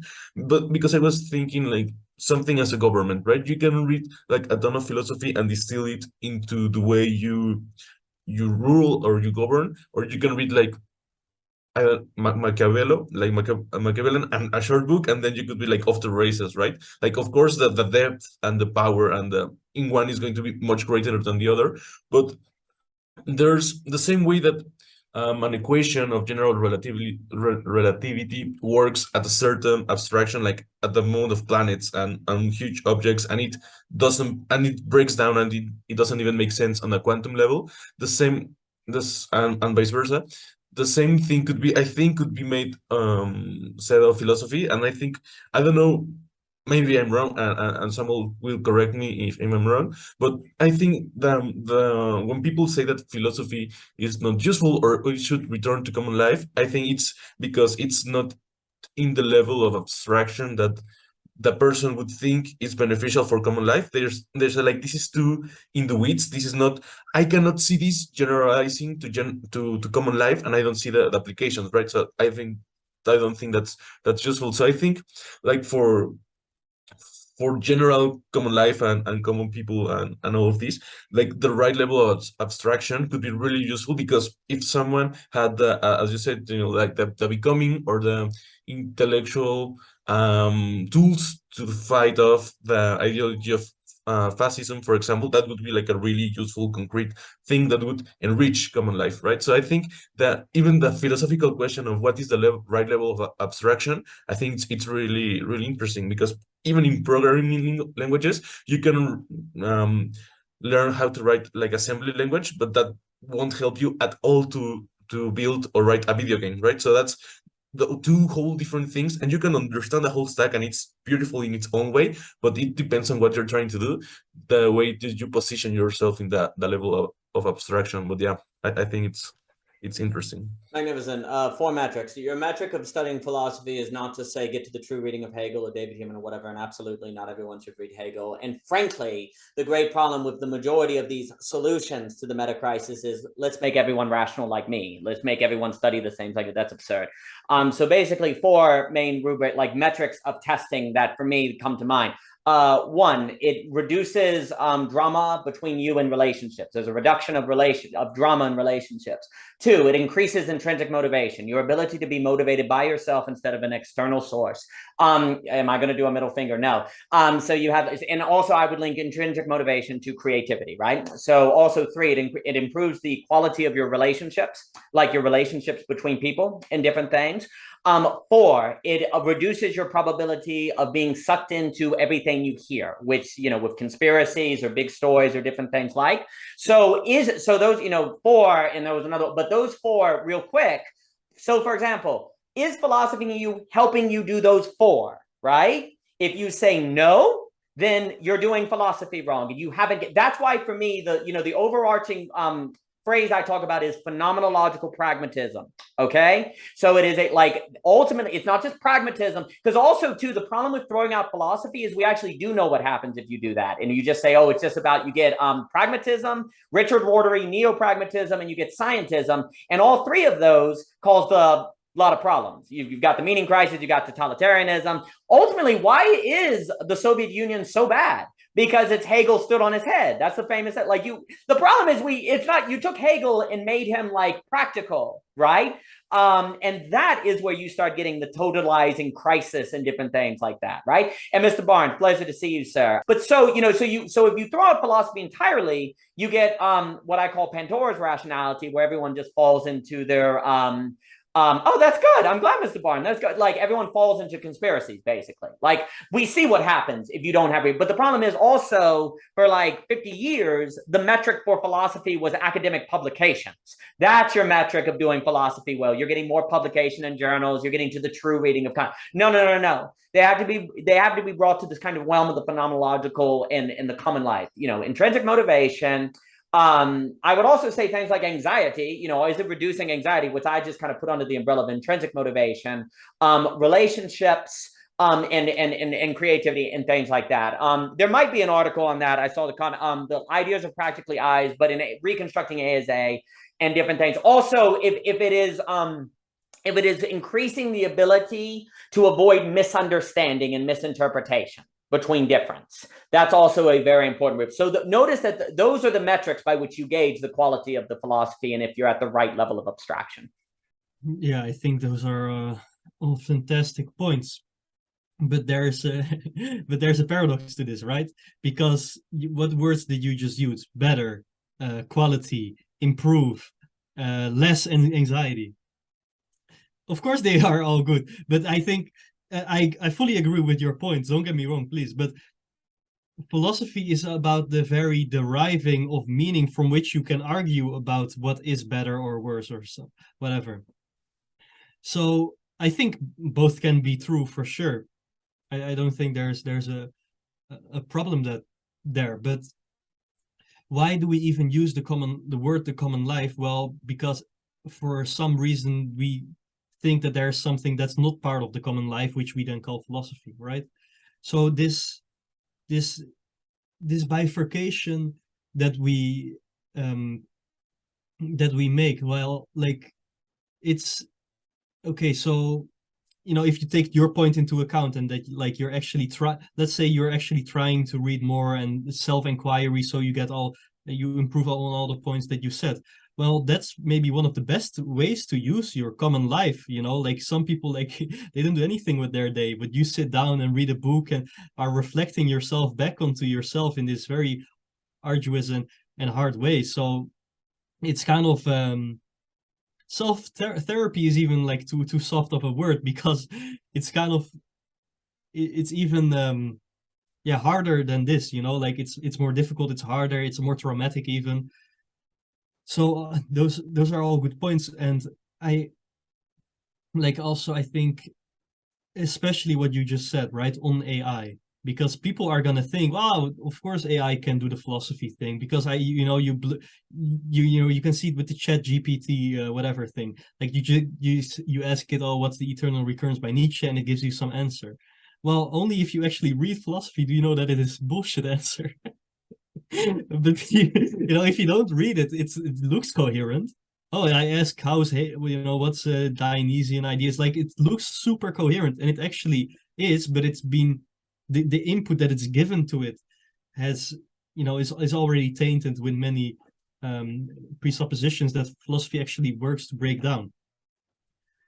So, and this point is so crucial because the people building AIs, I will never forget, there's this marketing video on people working on this on OpenAI, like the big as Google AI, and they were all saying, oh yes, this AI will make our life more meaningful and stuff like this. And I'm like, oh no, what are you saying? Like this, no, everything's gonna break down. Like what you just said, like existential angst en masse. Everything's gonna like, what's the place of art, of so many things? Like do we just add more and more and more service jobs? Well, what about all the things that are happening now with yeah, I mean, there's many issues in the world, right? But AI will not solve anything in regards to meaning. And like, there's not one philosopher there's not one name of one philosopher who tackles this. And I don't think that's really that's not really what we should think. Like, yeah, like who has the best reading of Hegel or whatever. And I think that's also something that you just got it, and that's like the difference between this more scholarly form of philosophy, that you dig into the old books and try to reproduce it in the same language in the best sense that you can, or actually like applying it to real life. Well, in my own way, I'm of course trying that with tantra and with going to the Christian church and psychedelics and stuff like this. Trying to like do science with my whole body and mind in a sense. I try to see where the boundaries of consciousness, or how's the mind structured when I go to these intentional communities. And I think that's I definitely agree on the human relationship part. Like when you don't this is some kind of perennial thing that you can see not only in philosophy but also Eastern religions, and that's kind of like the still point in the chaos, and like you can see Hegel, like Osho talks a lot about this, right? To be the still point in the chaos, to be this meditative still point where you're just pure awareness. Well, in a sense, we can read Hegel as if he was like a pure awareness, but like living through every logical moment. Hegel does actually, he mentions this many times in the Phenomenology of Spirit, how there is this like unmoved like restless still point or something like this. I'm not sure on the quotes right now, but yeah, I think there's definitely something to that. And how do you be like on the one hand unperturbed but also not apathetic but deeply involved and attentive and things like this? I think that's what philosophy helps me with, at least. Just wanted to share that, like as like philosophy, like it can be, it's weird because we know of the subject, but like at the same time it always becomes invisible, because I was thinking as we were discussing this about what philosophy is or what is useful for, are like the right level of abstraction, and like for example, Dimitri, what philosophy is for you and how do you apply it. For me, it becomes like really interesting in the sense that philosophy if philosophy is this logic reasoning that you arrive at certain conclusions, let's say a very crude specific definition for this thought experiment, like not all of philosophy, like for example, someone that has a neurodivergence, that like has like a different way of thinking, of viewing the world, like cannot do philosophy in the traditional sense, right? So what would philosophy mean to them, or look to them, right? Because and that's like a very specific like case of neurodivergence. But if someone like I think of like someone that here in Mexico, like we have mercados, that's kind of like a let's say like a supermarket, and there are these people that are very, I would say, like grounded in physical reality, right? They work a lot, they work every day, they rise early. Some people would say that they have like banal interests, just like drinking and stuff. Like people would say like they're, but I, but I wouldn't say that, but the way that they experience and see life, they are like, if you brought up like a concept like of Hegel or something, it would be so far removed from their experience that it would be like so foreign to them, almost like an alien language, right? So it's just how the you and of and it's weird, right? Because someone who has like this philosophical knowledge can change the world they live in, like the mercado they inhabit every day, and they can in that way impact their lives. But like them as a subject, of them as subjects, their way of viewing life is so different, right? That philosophy doesn't even in this traditional sense, that doesn't even make sense to them. Also, like Docamo, like a tribe in Melanesia, that they view themselves as trees, like they view themselves as part of the vegetal kingdom. They are like walking trees. Their skin, they use the same word as like the bark of a tree. Like the heart is the same word from like a specific fruit that is the same way. They don't. It's really weird because they don't view themselves as individual. It's so difficult for us to understand. Their conception of the world is so different. So even like this tool that we call philosophy, I think only works for specific subjects, right? If someone is Docamo, or like, or they are so removed from the tool, or they are everything like this, they like philosophy doesn't even like make sense, right? So I think that I thought that was an interesting thing to consider. So yeah, it's like one of the limitations maybe of philosophy, kind of. Magnificent to you both. A few things. Michelle and I had a talk of voicecraft on transformative philosophy, and one of the key steps is the difference between that and self-help. And you see, one of the great problems why you end up needing philosophy is because if you don't have it, you'll have self-help, and self-help doesn't really help anyone. You have not seen an increase of people's marital happiness, even though there's more books on the market than ever before. You do not see people overcoming their mental illness, even though there's more books than ever before, because unless you go to the deep level, it doesn't happen. And the main problem is that self-help tends to be self-help, your help, how you improve yourself, when all of our main problems tend to be social and relational and different things. Very important to realize that common life for David Hume means life we have in common. It does not mean ordinary individual life that you have. In fact, in David Hume, there's a movement from the tribe you start off in. You have to go on the philosophical journey because you go to the ivory tower. The problem that David Hume points is that people stay in the ivory tower and they never come back to use philosophy as a means to create a life we can have in common, because what David Hume understood is that without philosophy, we don't have a life in common. We kill each other. He studied all the religious wars. He studied, he's a historian most of his life, and he sees that a common life is impossible without philosophy because we cannot understand one another nor understand people's point of view. And here's the ticker. The moment you see someone being mistreated, you are in philosophy. And it's inevitable you will see someone mistreated in your common life or your tribe. And you have two options: ignore it or define why that is mistreatment. And you see, if you don't have philosophy, then there's only one way to stop the mistreatment: violence. Kill the guy who's causing the mistreatment. Law, force. So if you want to stop mistreatment without power, which, remember, for Christians, if you're telling people not to go to church, you're damning them for hell. So that's a mistreatment. So you have religious wars, right? You can go through all of the speeches during the Crusades where, say, they would massacre thousands of people because it'd be like, look, if there's even just one heretic in there, that one heretic may contaminate the thinking of everyone there. So it's better just to kill them all and let God sort them out, as opposed to letting them live and risking that heresy spreading, right? So right there, you have a metaphysical notion that organizes your action.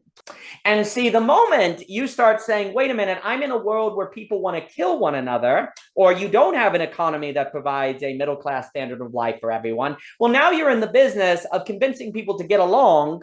And how do you do that without force, law, or government? Well, ideas, persuasion, rhetoric, relationships, and conversation. And without that, it's impossible to have a common life. It's impossible to have a life that you have in common with other people. You mentioned the notion of not giving philosophy to certain people. Yes, philosophy will teach you that there are certain people you should not impose philosophy upon. That's a philosophical notion. How do you know which people you introduce to Hegel and which ones you do not? You need philosophy to figure that out and to not think lesser of them. This is a key move. You can certainly say, oh, this person can't handle Hegel because they're stupid. No, that's a problem. If you want to believe that not everyone needs to do philosophy and not think less of them for not needing philosophy, then you require philosophy to see how that can be the case and truly mean it, as opposed to just saying it because you know you're supposed to say it. You need philosophy to get your belief in your bones. And if philosophy is in service of the common life so that difference can get along without killing one another, then you have to get the difference of the other person in your bones. And how in the world do you do that if you don't think like them? Because you must think they're wrong, right? So it's not possible for you to get into their bones that they have value unless you have a philosophy where difference is essential without making relationship impossible. So Deleuze gives you a philosophy where difference is essential, but he doesn't give you relation because that's what you get in Hegel. David Hume gives you a philosophy that says philosophy ultimately has to come back to common life, and that means you have a life in common with other people. But David Hume is born when the sociological structure of givens was still around that Philip Reeve talks about, and not after the death of God. After the death of God and glowing capitalism, you now have a unique problem that the Scottish Enlightenment didn't have to worry about, which is the relation of global difference. And now you're talking about a global commons. Well, now you have to have philosophy to train hermeneutics, where you can see the differences of other people as inherently valuable, even though they don't think like you, and to truly believe it as opposed to just saying it. Because we see what happens in the world today with cheap diversity. All the people saying that they love diversity and they value diversity. Yeah, they don't. They don't. As soon as they start finding out the diversity is deep as opposed to skin deep, they don't like it. They don't like it at all. Well, if you want to get a world where people value deep diversity, then that would require a view of the world in which deep diversity is still right and gives you the possibility of a harmony. And of course, if one ascribes to theology or religion, that it is inherently metaphysical, right? And that inherently is going to involve the philosophical as well. It is very important when we talk about the better and the worse. You're exactly right, Dimitri. There's something very problematic about that. There's a sense of better coming from a place of observing what happens when people think X versus Y.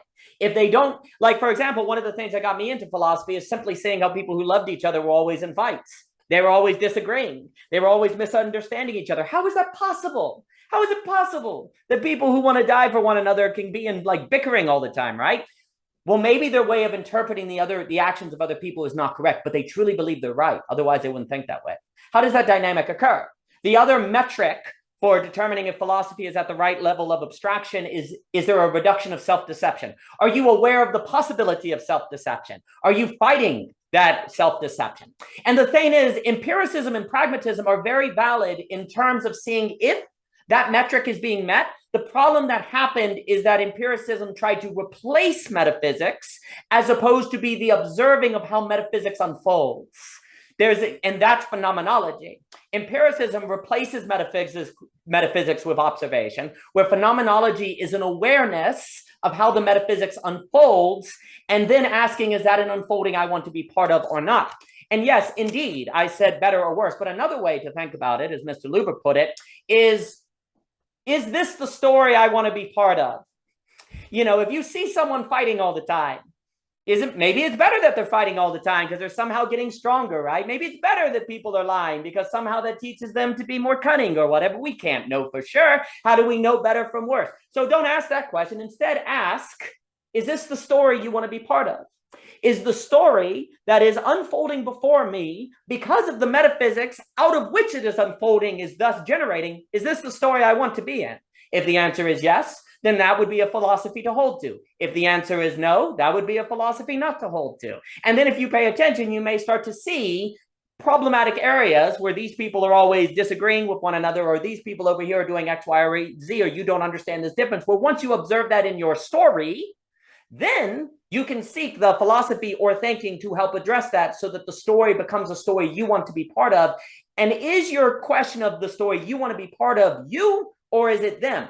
Because you notice they're happier when they're not always fighting. You notice that you're able to be in community and harmony with these other people. It's not merely your self-help, but the unfolding of the story, which equally involves all the characters in the story. It's not just your story. A story is always greater than an individual character. And so you watch to see how that unfolds. You watch and see if this is a good story. If this is a story that people being part of are living lives that seems to be compelling, it helps them face fear. It helps them, be the one who faces fear so they can be perfect in love. It helps them get along, and you're avoiding war on a global level. And you simply abstract that to a larger question and say, is this the story that you want to see the globe as part of? Is this the story that you want to see nations part of? If the answer is no, well, then you may want to think about a different metaphysics so that the story can unfold differently. And if the answer is yes, then you may want to hold to it. But the question of watching how a story unfolds is not merely a pragmatic consideration or a consideration of self-help. It's a question of what is the story that we're living through. And that's not a story just for you, but for all of us. Well, gentlemen, it's always a pleasure. I appreciate Dimitri. Thank you for being here. There's more. Always enjoy seeing you. Thank you for your time today, gentlemen. And it's a blast. Thank you. And Dimitri, I loved our talk the other day. So thank you for that. I'd love to do that again. Emilio, thank you for being here. Dimitri, I really enjoyed that. So thank you.